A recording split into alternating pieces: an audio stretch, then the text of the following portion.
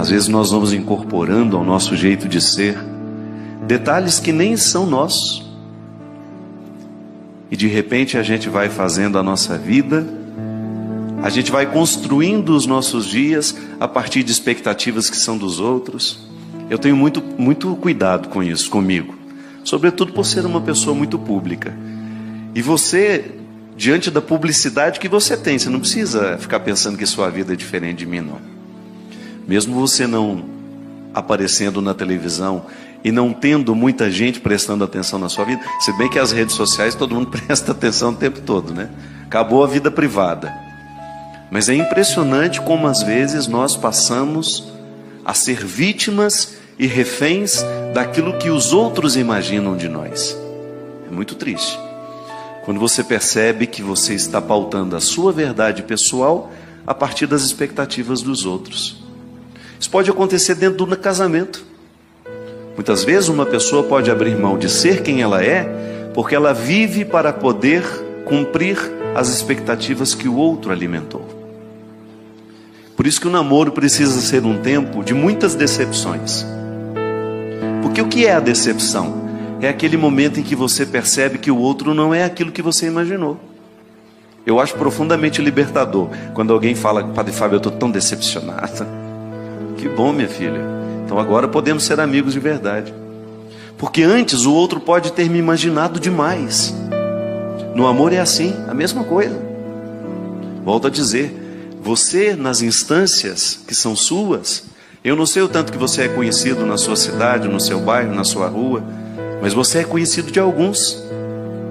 E você corre o risco de guardar e de manter coisas na sua personalidade que nem pertencem a você, que foram colocados por outros. Eu gosto muito da experiência que Jesus nos fala no Evangelho de Mateus, uma parábola que ele utiliza-se de um exemplo do campo, porque Jesus era um homem simples, ele não falava de filosofia. Paulo fala filosoficamente. O apóstolo Paulo, quando você pega os escritos dele nas cartas, você tem ali um intelectual falando. Jesus poderia até ter essa capacidade intelectual, mas ele falava de maneira simples. Porque a missão de Paulo é diferente da missão de Jesus. Paulo tem o grande objetivo de tornar Jesus conhecido no meio daqueles que não acreditavam. Então ele precisava das rebuscações, intelectuais para poder para convencer aqueles que estavam ouvindo, para que pudesse dar a ele uma credibilidade. Jesus é muito direto. Ele fala de maneira muito simples, porque o grande desejo dele é tocar e transformar o coração de quem o escuta. Então você vai ver em muitos momentos Jesus utilizando-se de exemplos da vida do campo, porque ele falava com lavradores, ele falava com pescadores, e essas pessoas só podiam entender se ele falasse assim, com essa simplicidade. Mas essa simplicidade é de uma profundidade que ainda hoje continua nos falando. Deus nos fala com a voz que a gente sabe ouvir. Ele não vai falar com você a partir de uma linguagem que lhe é diferente, não. Sempre que Deus quer falar comigo, Ele fala a partir da linguagem que eu entendo. Ele vai utilizar-se de todos os recursos que são próprios da minha alma. Então, se você gosta de arte, é natural que Deus vá se revelar de maneira muito especial a você através da arte. Se você é muito religioso, Deus vai ter facilidade de se manifestar na sua vida através da religião. É por isso que a gente precisa ter muita paciência com aqueles que não vivem igual a gente, que não escutam a mesma voz que nós escutamos. Fica tranquilo, mais cedo ou mais tarde Deus falará com aquela pessoa com a linguagem que ela sabe ouvir. Porque o grande desejo de Deus é comunicar-se a todos nós. Você como pai, você não precisa falar linguagens diferentes lá na sua casa? Você como mãe, tem 5 filhos, dá para falar igual com todo mundo? Não. Seria uma tolice da sua parte querer falar com todos os seus filhos utilizando-se da mesma linguagem. Você fala de um jeito que o seu filho, aquele específico, entenda. Porque é seu desejo comunicar-se. Por isso que é bom a gente observar o outro. Porque lá você vai com um jeitinho que vai facilitar a palavra cair no coração dele. Quando eu falo a palavra, é o dia a dia. Não estou falando só da palavra de Deus, não. Às vezes você precisa dar um conselho para uma pessoa, você sabe que aquela pessoa está necessitada daquele conselho, mas se você chegar com os recursos errados, como diz a própria palavra, Sagrada Escritura, é jogar pérolas aos porcos. Não que o outro seja um porco. Não. É que às vezes o espaço, a maneira como nós escolhemos fazer é porca. É precioso o que eu preciso dizer, mas se eu digo com arrogância, você nem presta atenção no que eu estou dizendo, não? Eu particularmente tenho muita dificuldade de prestar atenção num arrogante. Pode estar falando a coisa mais verdadeira do mundo, aquilo não me toca. Essa semana eu estava lendo a entrevista que a Adélia Prado deu ao jornal O Globo. Não sei se alguém aqui teve a oportunidade de ler. Se não, dá uma pesquisada na internet. A simplicidade com que aquela mulher faz uma leitura do Brasil a me comoveu, porque ela disse que a tragédia de Mariana, aquela lama toda, é a expressão de uma lama maior.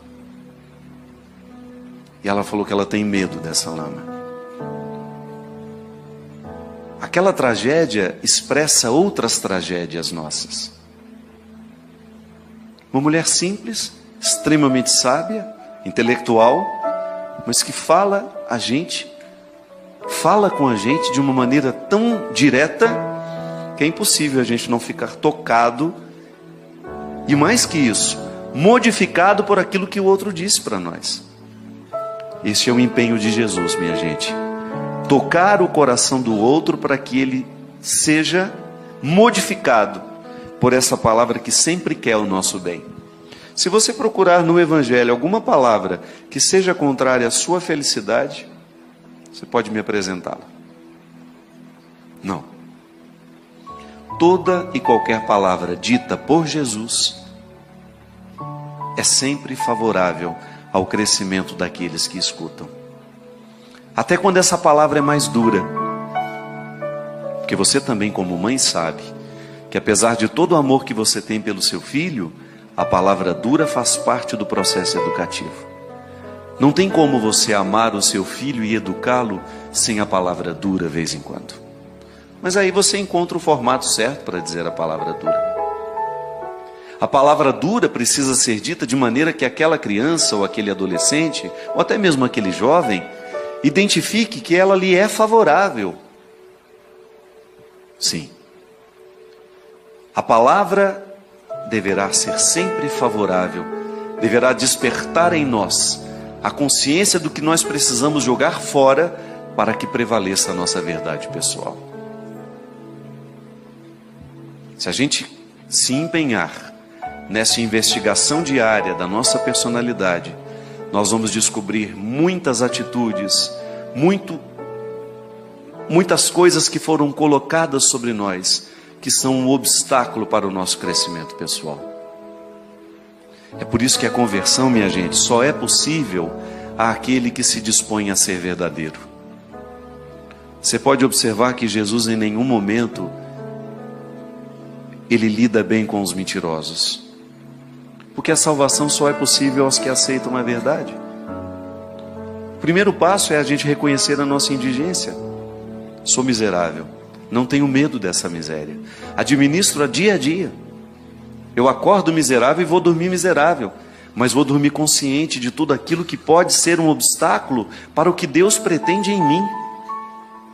Eu não posso me render a essa parte estragada que me foi jogada pelos outros, ou até mesmo que foi buscada livremente por mim. Jesus fala dessa realidade a partir do joio e do trigo. É o Evangelho que eu faço questão de que seja a pauta deste programa de hoje. Então Jesus deixou as multidões e foi para casa. Seus discípulos aproximaram-se dele e disseram... Não, desculpa, eu vou pegar um pouquinho antes. Jesus apresentou-lhes esta parábola: o reino dos céus é como alguém que semeia boa semente no seu campo. Enquanto todos dormiam, veio seu inimigo, semeou joio no meio do trigo e foi embora. Quando o trigo cresceu e as espigas começaram a se formar, apareceu também o joio. Os servos foram procurar o dono e lhe disseram: Senhor, não semeaste boa semente no teu campo? De onde veio então o joio? O dono respondeu: foi algum inimigo que fez isso. Os servos perguntaram ao dono: queres que vamos retirar o joio? E ele disse: não.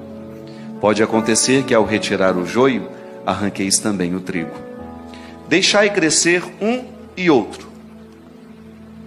E no momento da colheita, direi aos que cortam o trigo: retirai primeiro o joio e amarrai-o em feixes para ser queimado. O trigo, porém, guardai no meu celeiro. Aí depois, nessa continuidade que eu estava lendo, Jesus explica para eles o significado desta parábola. Ele voltou para casa, como eu tinha dito, os discípulos aproximaram e perguntaram a ele: Senhor, o que o Senhor quis dizer com aquela parábola do joio? Ele respondeu: aquele que semeia a boa semente é o Filho do Homem. O campo é o mundo. A boa semente só são os que pertencem ao reino. Os joios são os que pertencem ao maligno. O inimigo que semeou o joio é o diabo, e a colheita é o fim dos tempos. Os que cortam o trigo são os anjos. Como o joio é retirado e queimado no fogo, assim também acontecerá no fim dos tempos. O Filho do Homem enviará seus anjos, e eles retirarão do seu reino toda causa de pecado e os que praticam o mal. Depois serão jogados na fornalha de fogo. Ali haverá choro e ranger de dentes. Então os justos brilharão como o sol no reino de seu Pai. Quem tem ouvidos, ouça. Como nós temos, a gente ouve, né? Eu sempre gosto de pensar que o fim dos tempos para nós é hoje. Eu tenho todo o direito de acreditar as minhas esperanças escatológicas. Bonito isso. Eu pensar que eu viverei um juízo final. Ótimo. Mas eu preciso fazer diariamente a experiência da volta do Filho do Homem na minha vida. O verdadeiro cristianismo consiste em nós vivermos diariamente este impacto da palavra de Deus em nós. Não posso esperar para o futuro, minha gente. Ou eu vivo este encontro final com o Senhor hoje, ou eu vou sempre adiando as minhas transformações. Porque o meu cristianismo, quando levado a sério, ele me coloca na pauta do dia tudo aquilo que em mim precisa ser comparado com ele. Eu não posso negligenciar a minha oportunidade de ser parecido com Jesus.